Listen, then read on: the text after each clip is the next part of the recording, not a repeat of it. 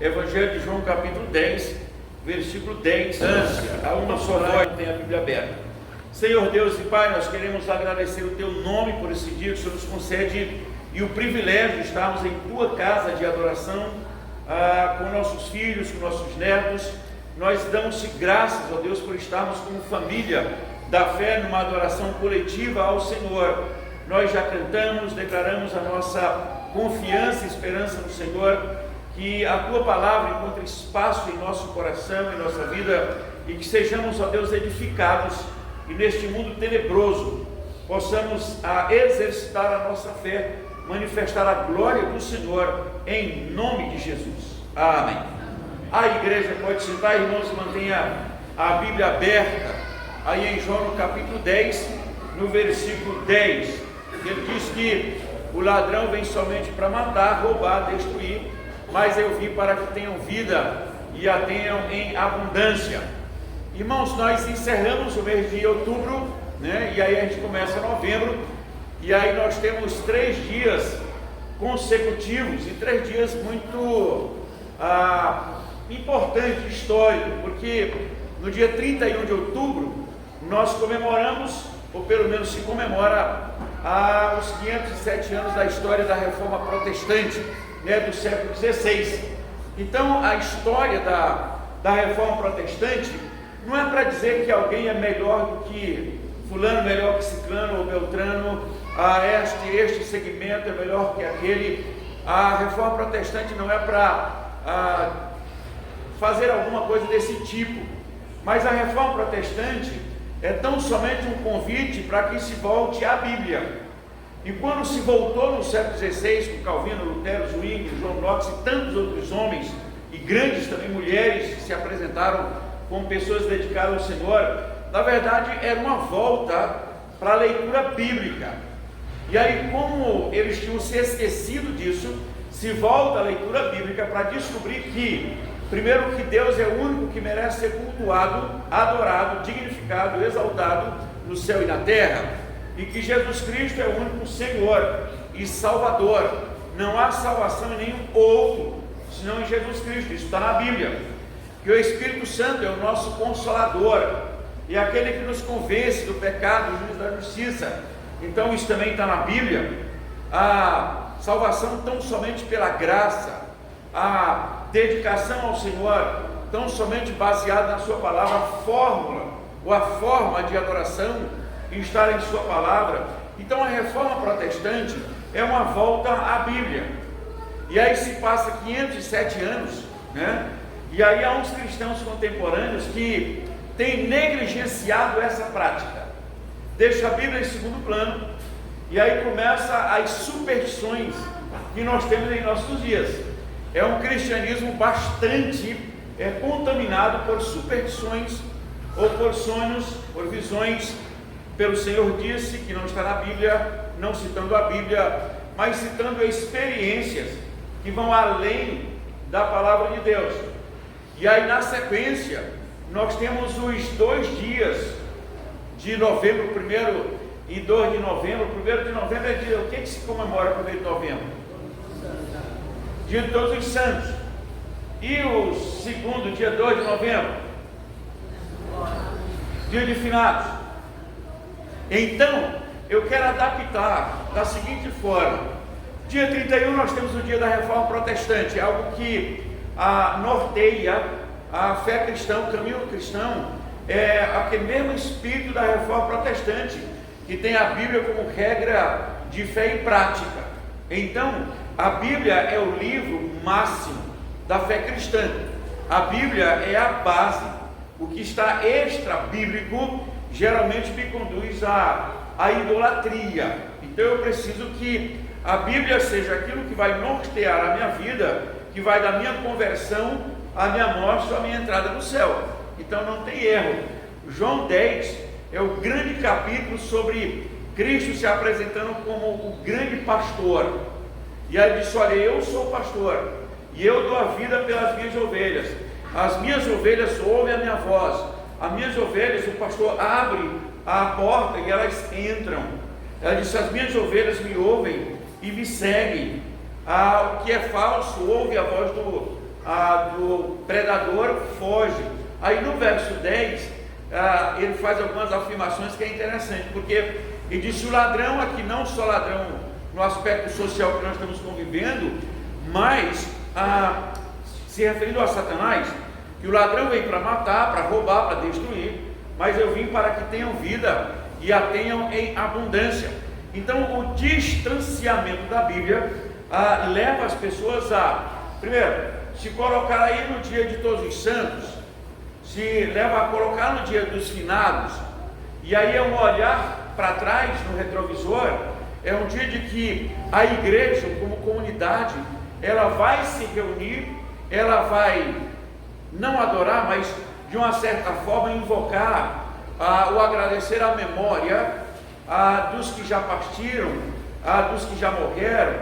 Então a gente vai voltar lá e ficar um pouco preso no passado, de lamentar, de chorar, mas para alguns também é um momento de adorar o dia de Todos os Santos, né? Alguns que foram declarados santos e que podem fazer alguma coisa pelos vivos hoje.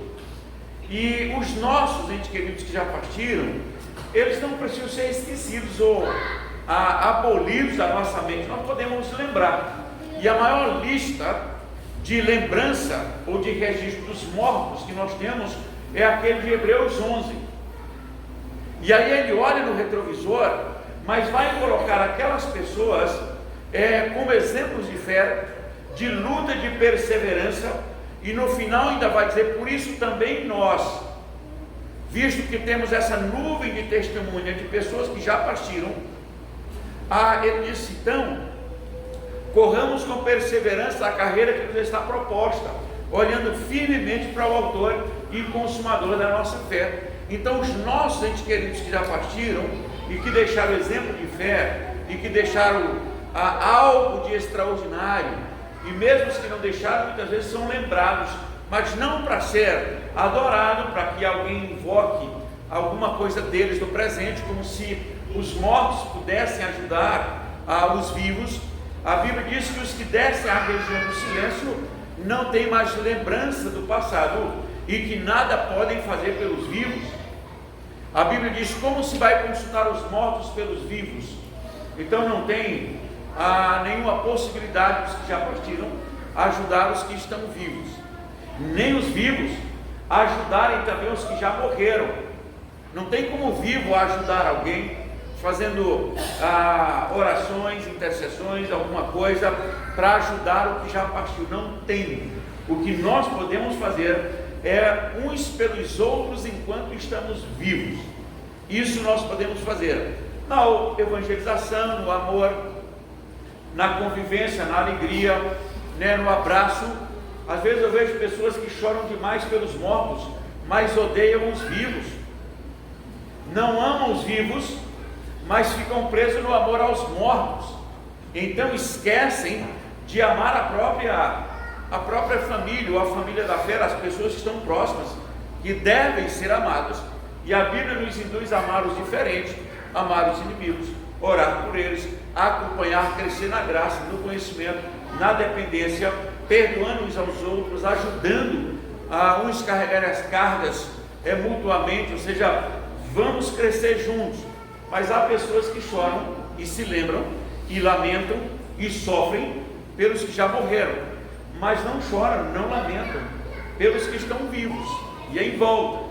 Então eu preciso lembrar do dia da Reforma Protestante, dia 31 de novembro, se quer olhar no retrovisor para os mortos, mas não olhar com lamento ao ponto de esperar que eles façam alguma coisa pelos vivos, porque não há nenhuma possibilidade de finados ou de Todos os Santos. Não tem lógica na fé cristã, não tem espaço na fé cristã. Pelo contrário, a fé cristã, a fé bíblica, a fé reformada me induz sempre para um futuro glorioso. Tanto que Paulo diz: olha, se vivemos com Cristo, nós morremos com Cristo, estaremos com Cristo, ou seja, é vida que segue. Mas esta afirmação do versículo 10, Que olha, o ladrão, o inimigo da nossa alma, vem matar, roubar e destruir. E um dos versos que é bom você ligar é João 10:10 com Apocalipse 12:12. Você pode ligar esses dois versos. Você pode ligar, por exemplo, olha, o ladrão vem para matar, roubar e destruir, mas eu vim para que tenham vida e tenham vida em abundância. Mas ai da terra, porque o diabo, vosso adversário, desceu até vós, cheio de cólera e com grande fúria, sabendo que pouco tempo lhe resta. Então esses versos, eles se completam, porque o Apocalipse 12:12 diz que o inimigo, o ladrão da nossa alma, ele desce para a terra, cheio de fúria. Se você olhar todo o capítulo 12, você descobre que na ascensão de Cristo, ele sobe, ele tenta entrar no céu, é expulso para a terra e volta com grande fúria, e sabe que pouco tempo lhe resta. Qual é o pouco tempo? É entre a ascensão e a volta de Cristo. Então, que é o período que nós estamos. E aí 1 João 5,19 diz, olha, sabemos que nós somos de Deus e que o mundo já está maligno. Então esse maligno que está neste mundo, cheio de fúria e cólera, que vai fazendo de tudo para matar, roubar e destruir. A escalada de destruição em nossa sociedade é uma coisa avassaladora. As mortes em nossos dias, seja em família, seja na sociedade aí no dia a dia, é uma coisa assustadora. Ninguém tem confiança de ir à padaria, em algumas capitais, mas até em nossa cidade, quem vai sair, quem pede um adolescente para ir na padaria, no mercado sozinho, é uma sociedade que vive em pânico, vive escravizada, vive assustada e vários desesperados. Sabe por quê? Porque o ladrão que veio para matar, roubar e destruir é presente e está fazendo. Os jornais aí, esses telejornais sanguinários, não está dando para assistir, porque você vai ficando em pânico as coisas que vão acontecendo dentro de família, os filhos matando os pais, e aquela história, a notícia não é só dada, ela é narrada nos mínimos detalhes, né? Ela vai sendo comentada como se fosse algo extraordinário, né? Então, e alguém já disse, o Assis Chateaubriand disse que o que dá ibope é a desgraça. Então nós temos em nossos jornais a narrativa da desgraça o dia inteiro, que na verdade é só o conto do ladrão que veio matar, roubar e destruir. E às vezes esse sentimento destrutivo, ele alcança também as comunidades da fé, da esperança, não com destruição física, mas emocional, mais espiritual, e a descrença de leitura bíblica, ou a leitura bíblica deixando em segundo plano. Às vezes se passa a semana toda e não deu tempo ler Bíblia, não deu tempo orar, não deu tempo meditar, não deu tempo ser edificado, por causa da correria, e tudo está sendo aplicado em nossos dias para que você não tenha tempo de pensar, e aí você não medita, e porque não pensa e não medita, você vai engolindo qualquer coisa. E no campo religioso, isso tem sido bastante trabalhado também, quando a leitura bíblica não é incentivada, a meditação também não, mas algumas práticas extremamente eufóricas, né, da religiosidade, da prática da religião. Então você não tem senso crítico mais. Então o importante é ter a verdade, o importante é ter isso, ter aquilo, o importante é declarar, é ordenar, é tomar posse, e aí a vida que segue. Mas nada substitui a leitura bíblica. O Salmo 1 me diz que, olha, é bem-aventurado é o homem que teme ao Senhor e anda nos caminhos do Senhor, e na sua lei ele medita de dia e de noite. Então, de dia e de noite, se alguns não conseguem nem durante a semana meditar na palavra de Deus, e ele está dizendo que o homem é bem-aventurado se meditar de dia e de noite na palavra de Deus. O Salmo 19 que nós lemos, ele diz que a lei do Senhor ela é perfeita e restaura a alma, e é mais desejada do que o ouro, e muito ouro depurado, porque é mais doce do que o destilar dos favos e o correr do mel. É os mandamentos do Senhor. Mas como que a igreja contemporânea que esqueceu do movimento da reforma do século XVI, uma grande parte, e aí a nova geração não tem tempo de leitura bíblica. Como é que vai ficar? Se o ladrão vem para matar, roubar e destruir. Então tem 3 coisas que ele faz básicas. Como é que ele não pode me matar e me destruir e me roubar? Se eu tiver a palavra de Deus. Lembra que na tentação, Cristo vence o demônio citando a Bíblia. E o inimigo também citava a Bíblia. E aí Cristo vai dizendo, também está escrito, também está escrito, e também está escrito. Porque o Cristo conhecia a Bíblia e conhece. Agora, se o jovem cristão, o adulto cristão não conhece a Bíblia, o ladrão que vem matar, roubar e destruir faz as propostas e você não conhece a Bíblia, então você aceita de bom termo, porque alguns acham interessante, assim, é boa ideia isso. Quer ter uma ideia? Quer ter uma coisa? Só vou citar uma. As mulheres desesperadas para não serem mães, e aí vem a legalização do aborto, que você pode matar o filho que está na sua barriga. Meu corpo, minhas regras. E a Bíblia diz que a mãe, ela recebe uma missão de Deus, e essa missão de Deus, ela exerce com fé, com amor, com esperança, santidade e bom senso. E aí vem alguém e diz, não, vamos legalizar isso. É imoral, mas é legal, então bate. Casamento entre pessoas do mesmo sexo é imoral, é ilegal, é antinatural, mas é legal. Se está legal, tá bom. E aí pode ser que alguns membros de igreja digam, isso está certo, porque é legal, está legalizado. Mas desde quando a autoridade vai dizer para você o que é anti-Deus?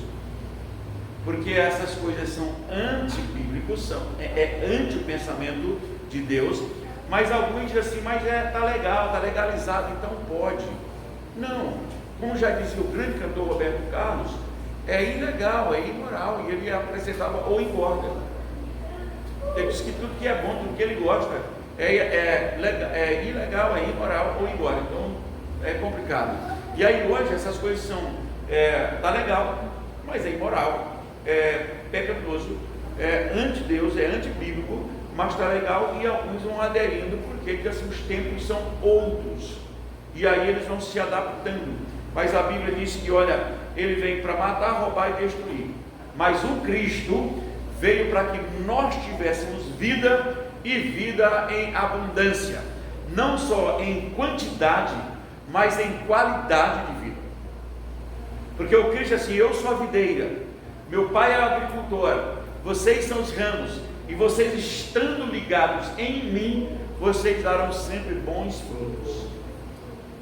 Então nós somos galhos que estão ligados na videira, e que se surge videira falsa, não vai produzir fruto de glória do Senhor. Então a igreja não pode se adaptar, pelo contrário. Então a reforma, ela é interessante, porque ela sempre vai nos pedir que se volte à leitura bíblica. O dia de finados ou o dia de todos os santos são apenas ideias que alguém colocou, que não traz edificação, que não tem base bíblica nenhuma, não tem nenhuma base bíblica, mas é celebrado, é exaltado, são dias que as pessoas levam a uma situação extrema, mas sem base bíblica. Mas o Cristo veio para que nós tivéssemos vida e vida em abundância. E essa vida em abundância começa, claro, na comunhão com Deus, ela estende pela família, estende pela sociedade, estende na comunidade, né, adoradora, e no dia a dia. E o que nós temos visto são pessoas sem vida em abundância. Existem, mas não vivem.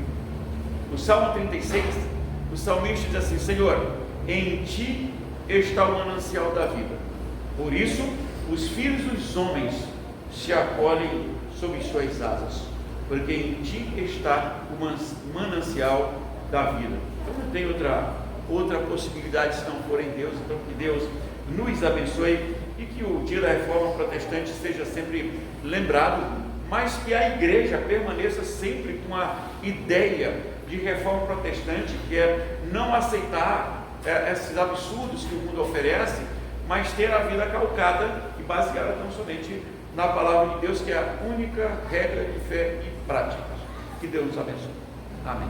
Vamos orar. Pai Santo, mais uma vez nós queremos dar graça ao Teu nome e pedir a Deus que aplique a Tua palavra em nosso coração, para que a Tua igreja, uma igreja de princípios sempre reformadas em Cristo, possa prosseguir firme na palavra no Senhor e não, ó Deus, se curvando diante das propostas que vêm sem Deus, sem Bíblia, sem Cristo, sem o Espírito Santo, e que não trazem nenhuma esperança. Pelo contrário, é tão somente a dependência do ladrão que veio para matar, para roubar e para destruir. Mas nós precisamos prosseguirmos com a vida que está em Cristo, porque veio para que tivéssemos vida e vida em abundância. Em nome de Jesus. Amém. Irmãos, hoje é o primeiro